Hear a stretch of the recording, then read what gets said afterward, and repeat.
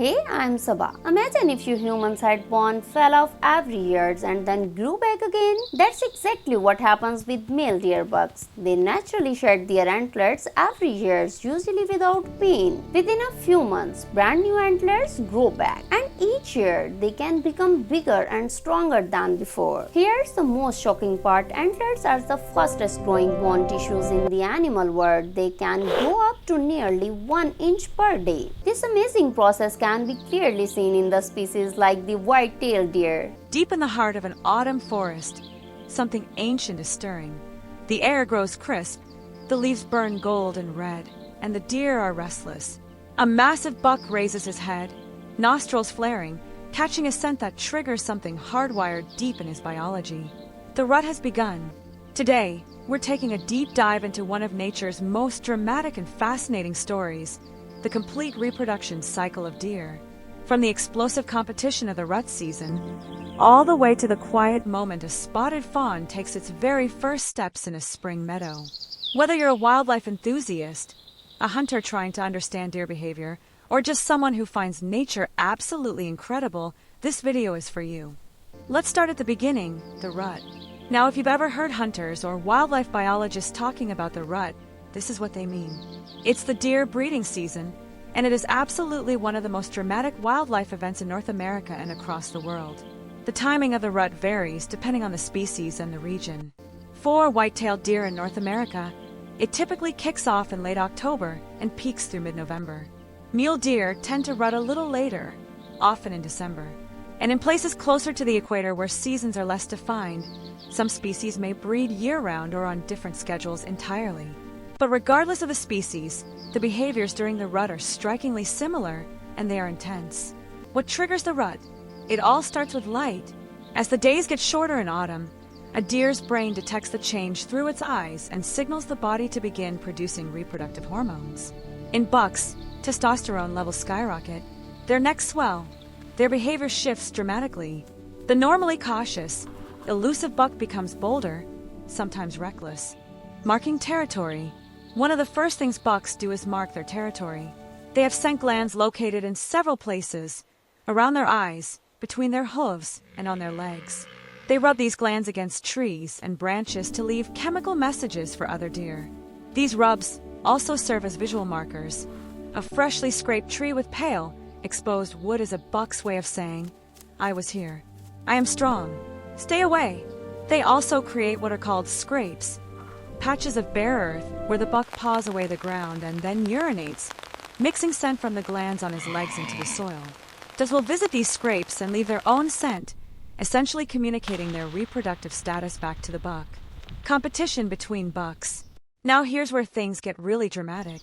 When two bucks of similar size and age encounter each other during the rut, the result is often a clash of antlers. These fights can be incredibly violent. Bucks lock antlers and push with everything they have, sometimes for minutes at a time. The winner earns the right to mate. The loser retreats, and occasionally, these battles end in injury or even death.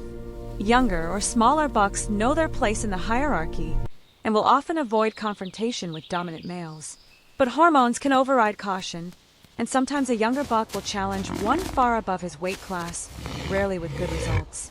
This entire system of competition, scent marking, and displays of dominance is nature's way of ensuring that the strongest, healthiest bucks are the ones passing on their genes.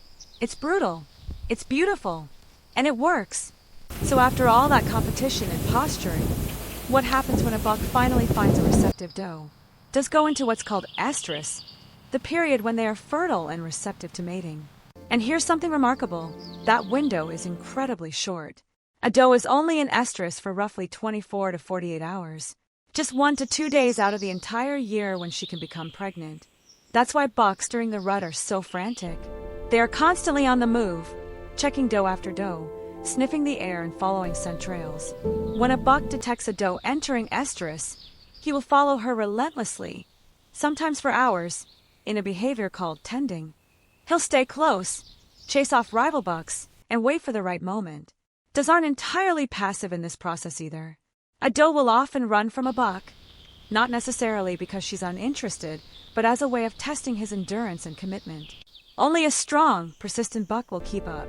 It's another layer of natural selection built into the process. Once mating occurs, the buck may stay with that doe for a day or two before moving on in search of another. Dominant bucks can mate with multiple does in a single season, passing their genetics far and wide. Meanwhile, less dominant bucks may not mate at all that year. After the brief mating window closes, the doe's body begins its next phase. And this one lasts much, much longer. Once a doe has been successfully bred, gestation begins. And this is the long, quiet chapter of the reproductive story. The length of pregnancy varies by species. White-tailed deer carry their young for approximately 200 days, roughly 6.5 months. Larger species like elk have gestation periods of around 240 to 260 days. Smaller deer species like the roe deer in Europe have a fascinating adaptation called embryonic diapause, where the fertilized egg actually pauses its development for months before implanting in the uterus, delaying birth until the optimal season. During pregnancy, the doe's priorities shift completely. She becomes more solitary, distancing herself from other deer, especially other does, to reduce competition for food resources. She needs to eat. A lot. In the first trimester, the fetus is tiny and development is gradual. But in the final weeks of pregnancy, fetal growth accelerates rapidly. The doe's body must provide all the nutrition for 1, 2, or sometimes even 3 developing fawns growing inside her. Her belly visibly expands, and she may move more slowly and deliberately as the birth approaches. She instinctively seeks out quiet, sheltered areas, dense brush, tall grass, secluded valleys, places where she can give birth away from predators and human disturbance. Her body is preparing for one of the most critical and vulnerable moments in the entire cycle, the birth.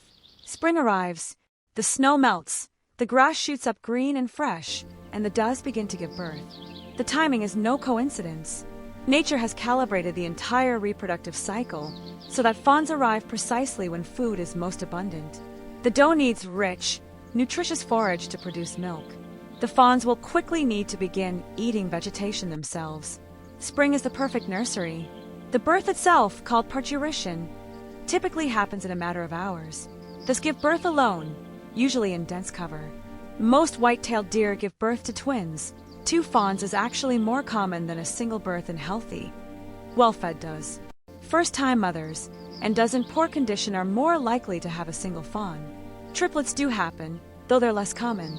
Newborn fawns are remarkable creatures right from the start.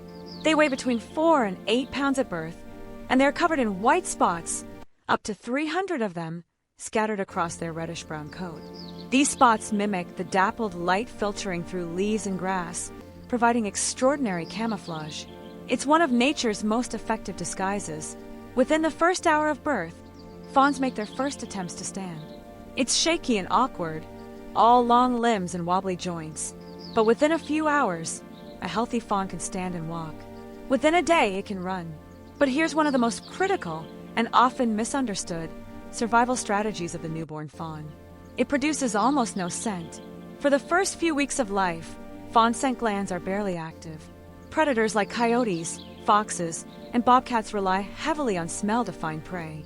A fawn lying still in tall grass is essentially invisible to them. This is why the mother's instinct is to leave the fawn hidden and alone for long stretches of time, not because she's abandoned it, but because her presence near the fawn would actually attract predators to it. Once the fawns are born and hidden, the doe enters what might be her most demanding phase, motherhood. For the first 2 to 3 weeks, fawns spend most of their time lying perfectly still in whatever hiding spot the mother has chosen. The doe will place her fawns in separate locations, sometimes 50 to 100 yards apart, so that if a predator finds one, it won't immediately find the other. The doe doesn't stay with her fawns. Instead, she returns several times a day to nurse them, and each nursing session lasts only a few minutes. Deer milk is incredibly rich and nutritious, high in fat and protein, so even brief feedings fuel rapid growth. A fawn can nearly double its birth weight in the first 2 weeks of life. The doe's defensive role. Don't mistake the doe's distance from her fawns for indifference. She is constantly alert, circling at a distance and monitoring for threats. If a predator comes close, she will stomp, snort, and even charge to create a distraction. Does have been documented chasing away foxes, coyotes, and even small dogs that wander too close to their fawns. A mother deer's protective instinct is fierce. The fawn's development. Around week 3 to 4, fawns begin to accompany their mother for short distances. They start nibbling on grass, leaves, and tender vegetation, beginning the transition from milk to solid food. By midsummer, around 3 to 4 months of age, fawns are eating primarily solid food, though some may continue nursing occasionally if the doe allows it. They are now mobile and fast enough to flee from most predators.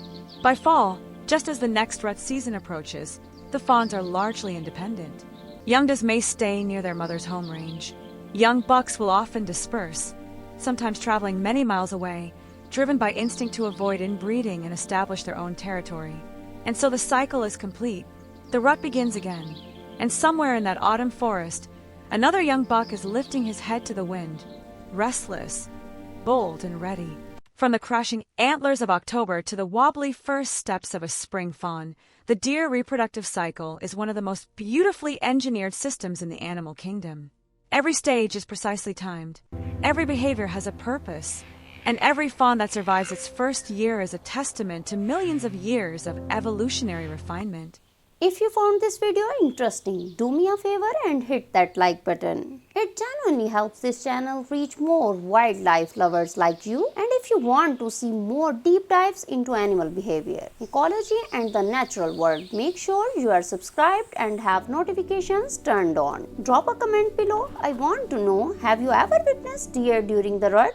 Have you ever come across a fawn hiding in the grass? Tell me your story down below. Until next time, stay curious, get outside and keep exploring the wild world around you. I'll see you in the next one.